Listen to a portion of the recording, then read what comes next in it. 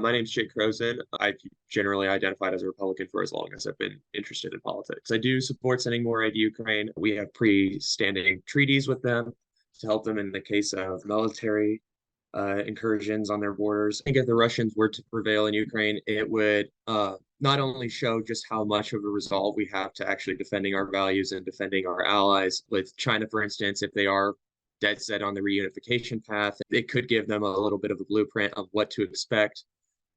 How long are the Americans and its allies going to support the cause? How long are they going to stand for the allies we have in Taiwan? At the end of the day, you have to ask yourself, well, if we don't do it, who's going to do it? Nobody in the Republican Party, I would probably guess in single digits, would have a positive view of the United Nations. The question is, who's going to do it then? If we don't do it, and we all agree that China is basically trying to come take our spot in the international world, it's the question of, well, are we going to continue trying to make sure the world plays on our terms, or are we going to allow the world to be dictated by Beijing and others? Looking at Ukraine's history, they have always tried to push for becoming a more democratic society. It's not a perfect democracy by any means necessary or anything like that, but Ukraine has constantly shown itself to be a country that wants to be free. It's constantly shown itself to be a country that wants to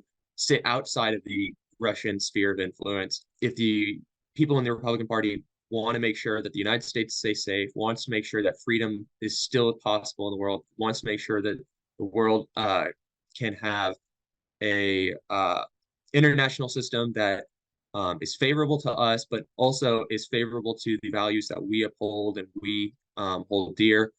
I think that it's vital that we support Ukraine.